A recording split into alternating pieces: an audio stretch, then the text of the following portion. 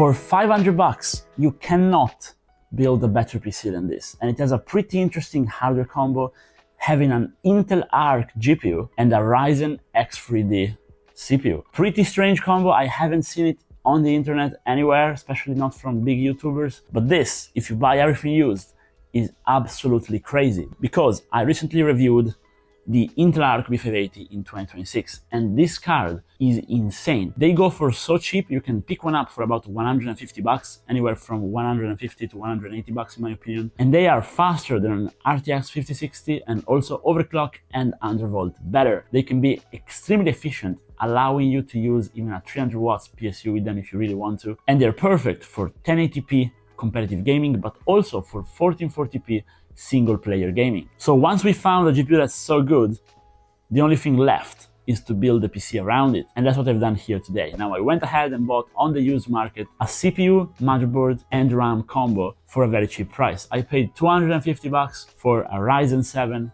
5700 X3D with a nice B550 motherboard from MSI, the one you see right here, with 32 gigabytes of white Lexar DDR4. Sure, it's not the best RAM, the white also doesn't really fit the build, but this way I was able to circumvent RAM pricing altogether and just get a good deal on the whole combo. That's very important nowadays for used builds. I recommend, unless you want to go with the laptop adapted RAM, which I covered on the channel, the best thing you can do is just buy a CPU motherboard RAM combo on the used market. That way they can't really increase the price too much because of RAM. I find you can negotiate a little bit better. I had to cool this, and I had a broken Arctic cooler with no mounting hardware, so I just went like looking for some screws, and I adapted the cooler to this socket somehow using the backplate that the guy left on the motherboard from a different cooler and a few like spacers. It was pretty tricky, but it came out all right. And I also decided to try out the brand new fans, because this cooler was just outright broken. It also had broken fans. So I tried out the brand new Arctic P12 Pro LN black fans. You guys know Arctic is one of my favorite brands. They sent me those fans and they are really good. Even for an air cooler, they're really good for a water cooler, air cooler case fans, and they also look very good for the RGB. They're fully daisy chainable. So I integrated those with the cooler, and it's good. But if you think I'm cheating because I got free fans, you can also just like put a single fan on the cooler, and like it would have worked, because the Ryzen 7 5700 X3D really isn't that high in power draw, and I also undervolted it. As I show on the channel, I got a nice -15 all cores, fully unlocked the limits on the motherboard, and this thing was running great. You will see in a second with the benchmarks. But I still had to find somehow an SSD. And by the way, if you see today, like the box sector is pretty underwhelming, because most things I bought without the box really like used, you know. But this I found on Amazon. And sometimes, even now with the SSD shortage, the SSDs are actually harder to find than RAM, really. One every now and then at the right price pops out, and this thing was 60 bucks for a Gen 4 1 terabyte. So keep an eye out on the used deals on Amazon. For SSDs, I think it's the best place right now. And I also bought this Stations Anima AP3 850. This is not an 850 watts PSU. It's definitely not. In my opinion, it's about a 400 watts PSU, but I needed the dual 8-pin for the Intel Arc, because this card, the only critique I have with it is it has dual 8-pin for no reason, because it doesn't draw any power at all. But you know, you have to turn it on, so I didn't want to cut and solder cable like I usually do. So I found like the cheapest PSU, which I know is marketed wrong, because this is a really bad PSU, $30 PSU. It's definitely not 850 watts. It's not even 80 plus white. Again, this build draws 250 to 300 watts under full load, so this is plenty, but I don't recommend it, just full disclaimer. I got this case. This is very interesting. It's from Phanteks. Phanteks, they're doing some crazy discounts, so this I bought brand new.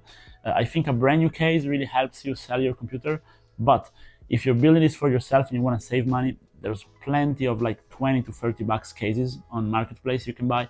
But if you want to buy something brand new, Phanteks currently is selling their stuff super cheap, and it's a name brand, it's quality stuff. And here I got this NV5 MK2. They actually refreshed it. It's tilted from the bottom. It's a huge case, so you have massive expandability. You can actually fit a lot of fans. Your only problem if you buy it, it's going to be actually filling it up, because if you leave it empty, it doesn't look the best.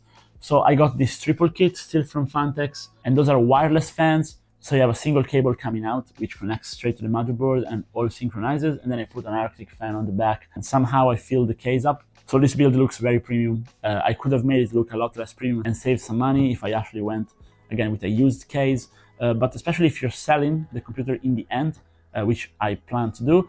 As you know, I have a full Become a PC Flipper course on the channel. It's free.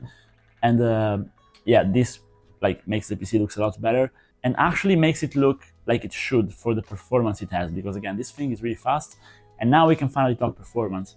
So okay, enjoy the fast CPU-Z score and the usual synthetic benchmarks that I do around the channel, but the Firestrike already is very interesting. First of all, after some overclocking, we got the world record for this hardware configuration, because no one is running an Intel Arc GPU with a 5700 X3D and then spending time benchmarking. But what's more important is the actual gaming benchmarks, because this is crazy. Like Apex Legends, 1080p 240Hz monitor, you can max it out, no problem with the Intel Arc GPU.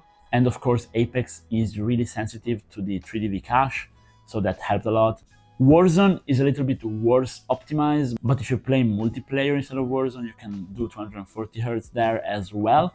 On Warzone, not really, unless you really drop the graphics, but still it's very good. And again, single player titles, you can play anything you want at 1440p with this GPU. It's really, really good. So this is how the build came out, and I think you guys can replicate it if you want. The idea at the core is just get an Intel GPU. And now I have a question for you, very tricky one, especially for the ones that have been watching my PC flipping series. How much do you think I can sell this PC for? Because I think I can get double my money on it, but I want to hear what you guys think. So drop a comment down below, tell me about the selling price. And if you watched the video this far, drop a like and subscribe, and see you guys in the next one. Bye bye.